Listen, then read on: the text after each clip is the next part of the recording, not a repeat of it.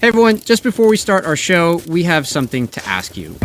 In order to continue providing coverage of the U.S. economy and other events throughout the country in this extraordinary year, and to continue keeping up with how workers and other regular folks are doing, we would so appreciate it if you would donate to your local NPR member station at npr.org/indicator. It would go a long way towards continuing to be able to provide the kind of journalism that you expect from us. Thank you so much, and happy holidays. NPR.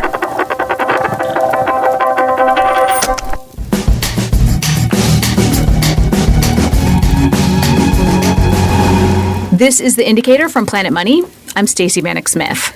The coronavirus pandemic has wreaked havoc on all kinds of businesses, but it has been especially hard on hospitals. At the same time as hospitals were dealing with a raft of extremely sick patients and scrambling to get protective gear for workers, they were also seeing their revenue collapse. Elective surgeries, things like hip replacements that hospitals count on for money, all of those were canceled. And in this strange twist of fate, in the middle of a terrible pandemic, hospitals were laying off their workers. We first spoke with Dr. Patrick Cawley in April. He is the CEO of the Medical University of South Carolina Health, a large network of teaching hospitals with thousands of workers. We first spoke with Patrick back in April. At that time, he was moving mountains to get PPE for his workers, and he'd created emergency spaces in gyms and other places, preparing for a surge of COVID patients. Also, his hospital's business had cratered. MUSC went from a highly profitable healthcare center to being around $30 million in debt, basically overnight. And Dr. Patrick Cawley had to lay off more than 1,000 employees. We talked to him the day after he made that decision. I would say it was the hardest decision I've ever had to make in my entire career. And I've had some tough decisions I've had to make, but I would put this right up there as the hardest one. And because it's a great team. I've really worked with this team a lot over the last 15 to 17 years. I know them well. I know many of them on the front lines. I worked with them years ago. A lot has changed since we last spoke with Patrick. South Carolina has seen a surge in COVID cases since Thanksgiving, but also a vaccine is on the way. So after the break, what the hospital business looks like now. This message comes from NPR sponsor Avalara, providing cloud-based sales tax solutions for businesses of all sizes. Avalara automatically integrates with more than 700 ERP and e-commerce systems. Learn more at avalara.com/indicator. This message comes from NPR sponsor Twilio, a customer engagement platform trusted by millions of developers, enabling you to reinvent how you connect with your customers. Whatever your use case, Twilio has your back. It's time to build. Visit Twilio.com.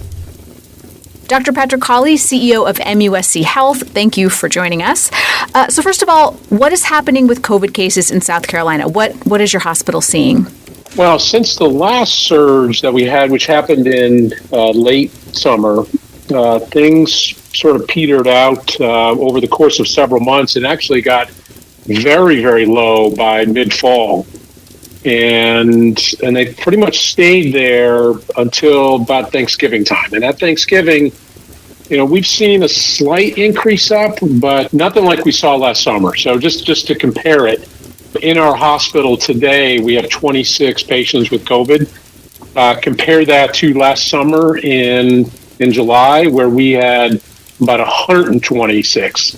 I mean, you are obviously a scientist and a healthcare professional, but also you are a manager. You're running a business, and your business was very affected. I think the first conversation we had, you had to furlough most of your staff, and you had seen your revenue, which comes in from elective surgeries and screenings and things like that, just completely vanish. What is the business of your hospital look like right now? Well, it's not quite back to complete normal. Why that is? It would appear that people are not doing checkups. I hope that doesn't mean that they're putting off more serious things, but it's just not quite at the same level that we had seen previously. The last time we spoke, you had actually sort of launched an informational ad campaign to kind of reassure people who might be nervous. Are you still doing that? Did that work? Well, we've kept it up, maybe not quite at the high level when we first started, but we've kept it up to a certain degree. We are tending to keep that up, and we don't plan to stop that until we're really past this and people feel completely comfortable. And what is the situation? Have you been able to bring back your employees? Because that was, I think, a really difficult thing for you. You had to let go a lot of people who you'd worked with for years that you knew personally. Yes, we did leave a lot of people go. And then as business got better over the summer, we were able to slowly begin to bring more and more people back.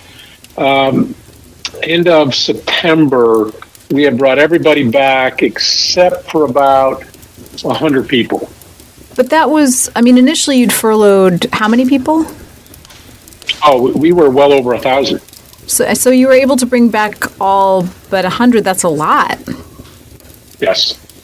To lose about 100 is still a big number to me. I would have preferred not to have done that. But in the end, we just had to do it. And what about the revenue situation? I know I guess a year ago, the hospital was quite profitable. Well, when we make, in a good year, we'll make around $15 to $20 million a year. In profit? In total profit, yes. And then that was just all gone when I first talked to you. It was like the projections were not looking good. And what about now? We're back to hitting budgets, which is just a little bit of profit, but not much. But we're not losing also like we were back in the springtime. So at the moment, things are stable. It's a tenuous situation. We'll just have to see how it plays out. COVID could come in and surge here again in January, February. I hope it doesn't, but it could happen, and it could upend us again. Have you guys gotten vaccines at the hospital? I know a lot of essential workers, doctors and nurses are able to get the vaccine. Have you guys been able to? Yes, we did get the vaccine this week. We actually received it on Monday, and by Tuesday we were giving it. And at this point, we've given almost 4,000 doses. How many doctors and nurses, how many essential workers do you have at your hospital? It's about 10,000, what we call in the 1A category. So these are people that directly interact with patients, and there are almost 10,000 of them across our entire health system. Have you gotten a COVID vaccine? No, I have not gotten the COVID vaccine. I've had an illness in the past couple of weeks, and I've not been able to do that. But this first chance I will take it. I don't know if you've seen anyone get vaccinated or. Oh, yeah. Have you? Yes, I've seen multiple people get vaccinated. It's almost a surreal experience in some ways. This is the first vaccination process that I've seen where I've seen people cry. Oh. I've never seen that before. For a lot of people, there was a surreal experience, and there was an emotion by many folks who received it. There's just been so much on people in the last 9 months. Think about what we've all been through, how we've completely upended our lives and our children's lives, and there's just so much weighing on people. So, it didn't surprise me at all to see that happen. And at the same time, there's people just in full-on elation as well. So it's just great to see all those different emotions sort of mixing, and finally, in a way, one end come and another beginning about to start. So here we are giving vaccine for this thing that wreaked so much havoc, and this is what will give us our life back. This is what will allow us to be free and move around and get back in schools. And what scientists have done here in such a short period of time is nothing less than putting a man on the moon and some of those other great accomplishments. That's true. Well, Dr. Colley, I can't thank you enough for taking the time once again to speak with Stacey. us. Good talking to you. And I'll talk to you again soon. Hopefully, next time we talk, you will have antibodies in your system. I certainly hope so, and hopefully you will too. Hopefully, I will too. All right, Dr. Colley, thank you so much. Have a great day. Talk to you soon. Bye-bye. This episode of The Indicator was produced by Brittany Cronin and fact-checked by Sean Saldana. Our editor is Patty Hirsch, and The Indicator is a production of NPR.